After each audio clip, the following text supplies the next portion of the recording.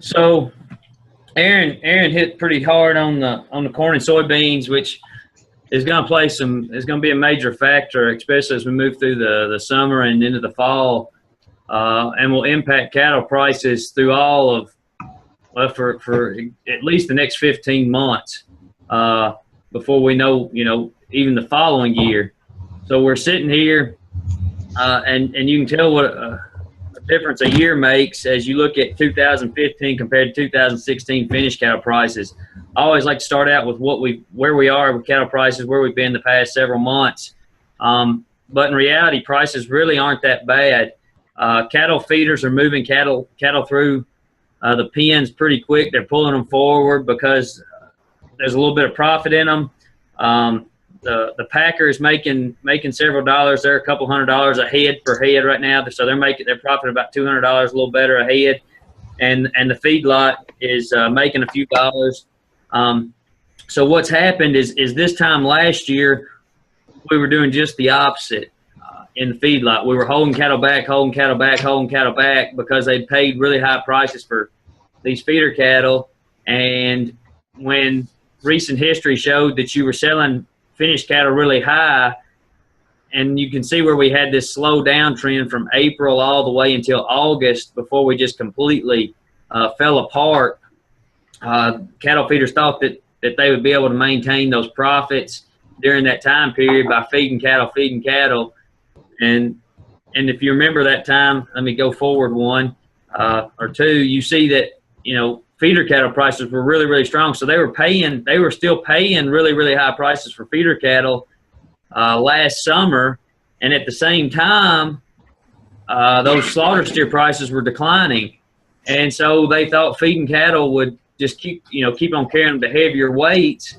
At some point, they'd see some kind of resurgence in finished cattle prices. It never happened. So those guys end up losing $400 and $500 a head on cattle that were purchased last spring and last summer. And unfortunately, even those cattle that were bought last fall lost several dollars as they were coming off feed in January through March. But here as of late, a lot of these cattle have been making money because they were bought at a lot lower price. So the feedlot has finally started making money. And when they see this really positive basis, and when I'm talking about a positive basis, I'm talking about the cash price being higher than the nearby futures price. And I'll show you the futures price here in a few minutes. But that very, very positive basis tells them to go ahead and sell because if that basis reverses, well, they're going to lose out on the cash price and also lose out on any hedged price that they have.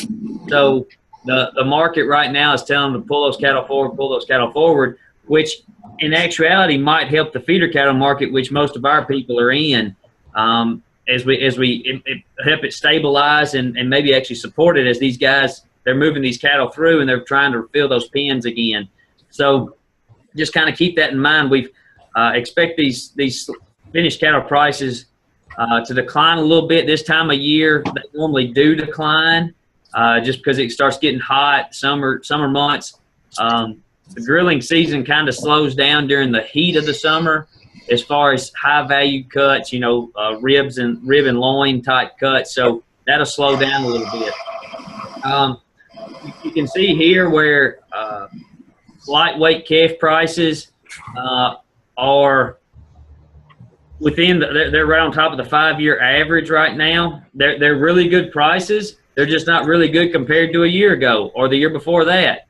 So you think about losing more than $100 a hundredweight. So you're selling calves right now for $500 or $600 less than they were this time last year.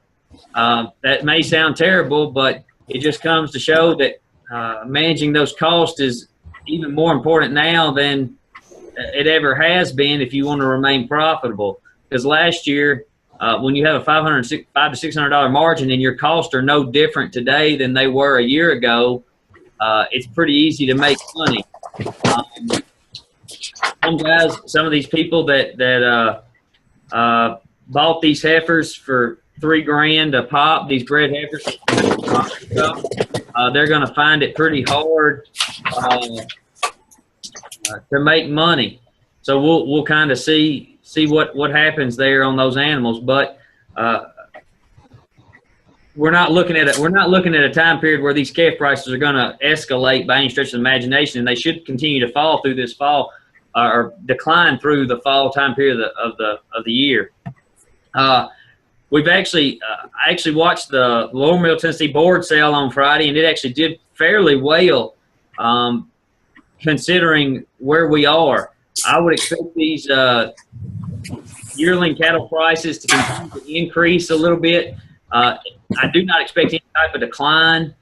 We might see a decline on the futures market to some degree, but I think there will be a resurgence just because of the volatility that we've had. That's why I'm saying we might have a decline. We've had tremendous volatility in the futures, but look for these. The prices that I'm showing are just the weekly auction average. Whereas if you compare those to the board sale was really, really strong and looked really, really well last Friday.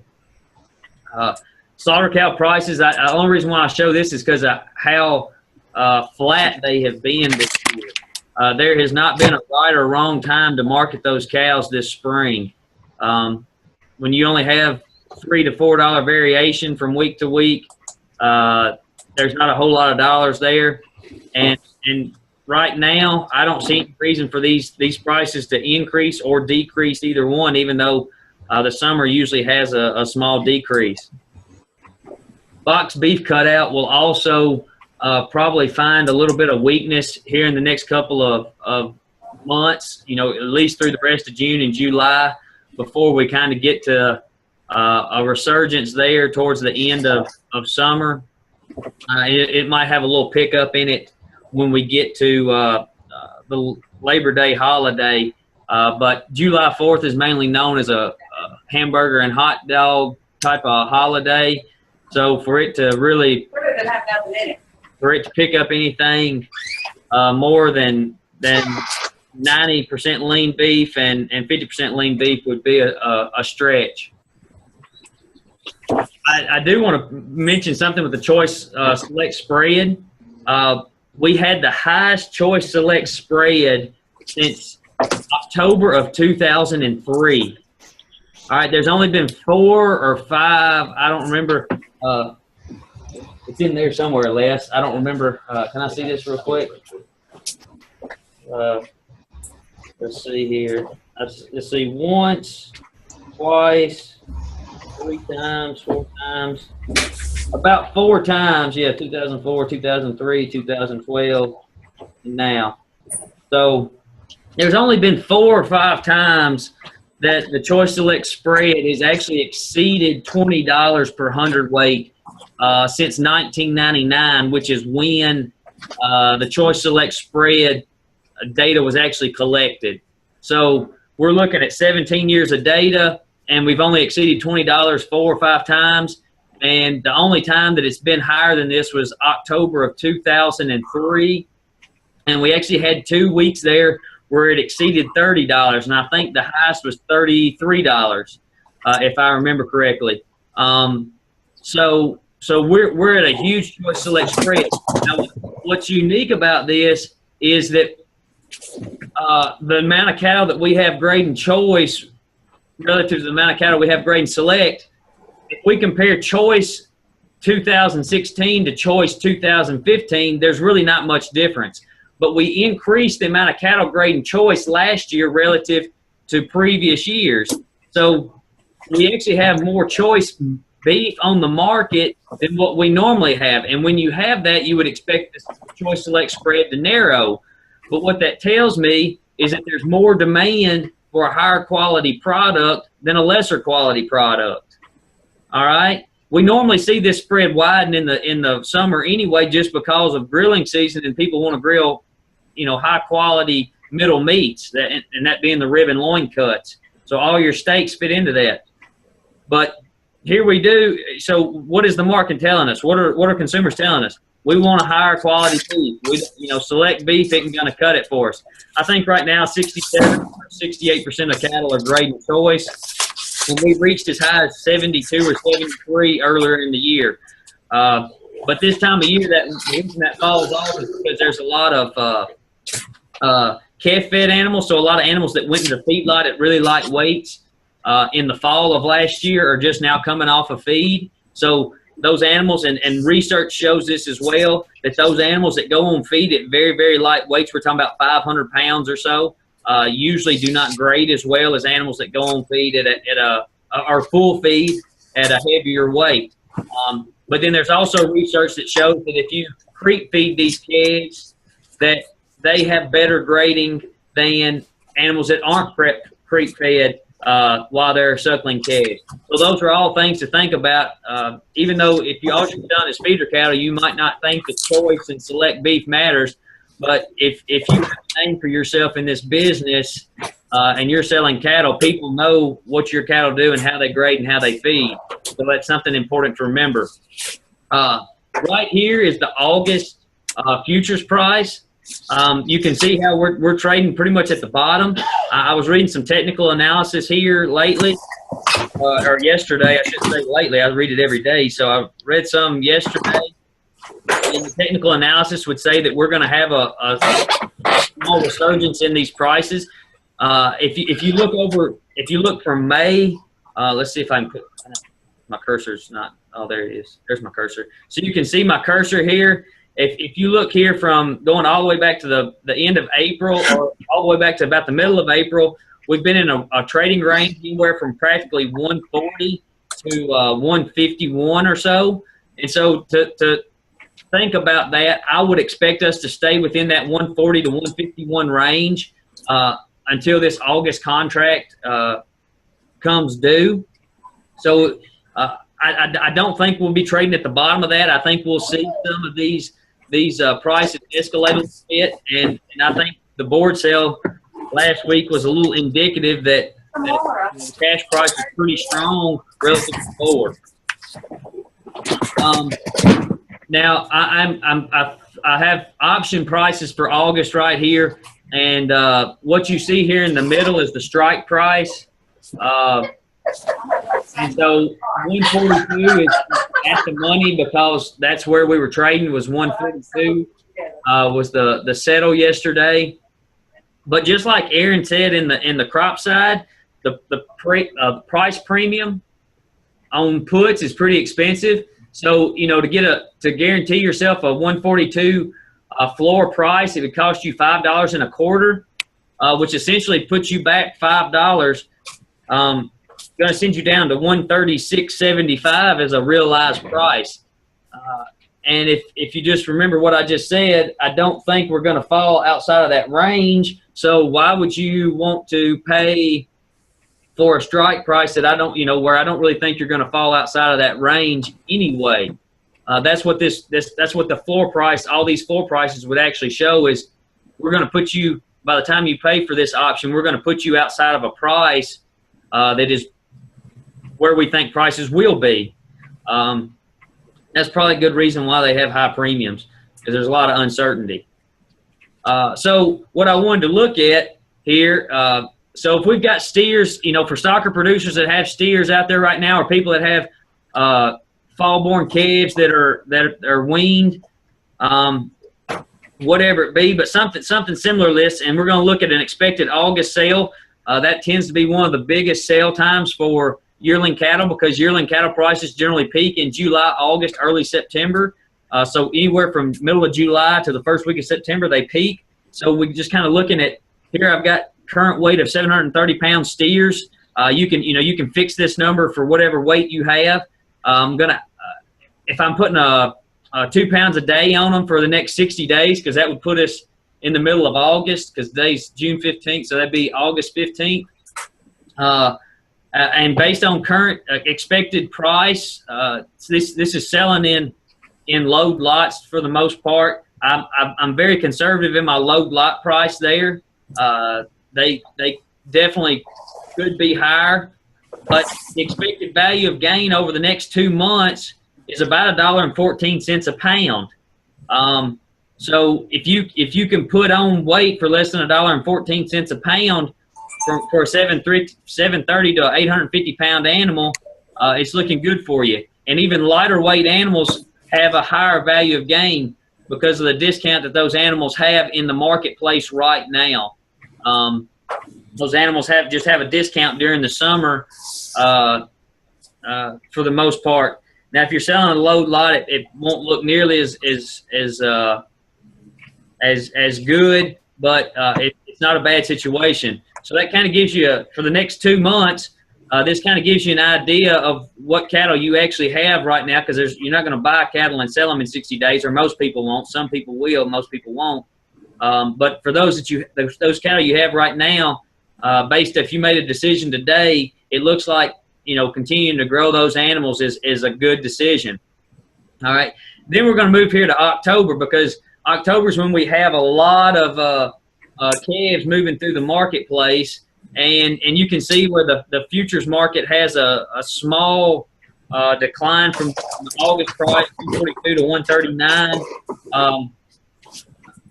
I'll go ahead and tell you right now, there's not a whole lot that I think you can do with the futures and options market for price protection over anything. I don't think they offer anything that's any good, but that's why we're trying to look at some production information right now and what we can do production wise to make decisions that might benefit us, instead of just marketing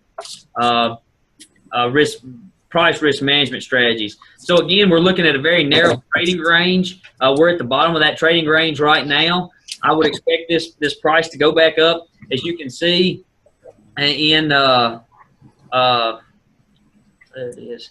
As you can see here, since the end of May, a lot of that price range has been in the 142, or all of May, 142 to 145.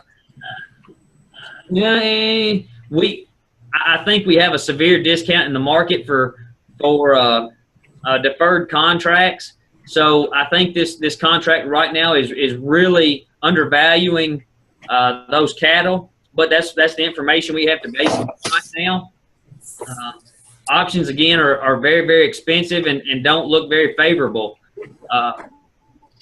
And then I put this into this is January, and so what I'm thinking here is from the standpoint of, I'm looking at October as a purchase time period, or for all those people that are willing to essentially like purchasing a stocker animal if you decided to hold on to that animal and precondition that animal and add weight. But for all those stocker guys out there that are going to purchase cattle in September or October, you know, actually, that might have been September price right there. That was a September contract, not October contract. Or it's one or the other. I just couldn't see the letter, and I'm not willing to. Since I can't see the letter, I don't remember exactly what I did. But it's September or October. When you look at the futures, there's not really much price difference between the September and October, so it's not a big deal. But then this pulls into the first of 2017, and what are the opportunities in 2017 to be carrying these cattle from the fall to next year? Yeah, September to January. So it was September. So if we're thinking about buying some 5 to 550 pound steers in September, early October, again putting 2 pounds on them a day, and based off of what we can buy them for, or what we think we can buy them for in September/October, and what we think we can that's supposed to be in January expected price, instead of August expected price. But what we can sell them for, we're looking at a value of gain of 83 cents a pound. That's what the current market says. If you hedged everything, if you went ahead today, hedged the purchase price for September, hedged the sale price for January, the expected value of gain is 83 cents. There are definitely people that can do that. There's a lot of people that can't do that. So thinking about that would practically be your break-even price on a cost of gain. So that I do this strictly by value of gain, because most people know they can figure out what the cost of gain is fairly easy, and your break-even cost of gain would have to be 83 cents. Anything less than 83 cent cost of gain would probably benefit you. So I show you that. Remember that 83 cents. Let's see. I'm going to stop this share, and I'm going to show our buy-sell margin calculator and look at that January or that September to January situation. So here I've got steers. I'm carrying them from 550, and I've got an end weight of 799 because this particular Excel spreadsheet only carries them to 800 pounds. So if I put 800 pounds in here, it will say there's an error, and what I need to do is update this to maybe up to 900 to 950 pound steers. Problem is we just don't have the data all the time to carry that. So we're carrying these cattle from 550 to 800 pounds. And what this right here shows is the actual data that happened from 2006 through 2015. So when you see this buy-sell margin in 2006, if you would have bought a 550-pound steer in September and sold him in January, the price difference, we're just talking about the price difference, was $10. So if the steer was bought for $150, he was sold for $140, but that was a 5-weight versus an 8-weight. Does that make sense with everybody? So it's just the price. It doesn't even take into account weight. It just takes into price difference. And so you look at 2015, it says nearly $35. It makes sense, right? Because I showed you where 2015 prices just kept on declining. And even in September, we hadn't seen the huge decline yet. They had declined for a month, but it wasn't a huge decline. So anyway, we go in here and we kind of look at the value of gain is what we're kind of focused on, because that's going to give us a break. And you can see we're in 2014, things were really good. You know, people actually sold them for more than they bought them for, and they got to put weight on them. That's making a lot of money. And the value of gain is $1.81 or $1.82. So we realize that. Well, look at the average. Over the past 10 years, the average is 95 cents. And what did I say I was projecting? About 83. So it's actually very, very much within line when you consider where we normally are based off the futures market, given our expected basis for the state of Tennessee. We're very, very much in line with what's expected. That doesn't mean it won't change, but that's kind of what we're looking at. So with that, I'm going to stop the screen share and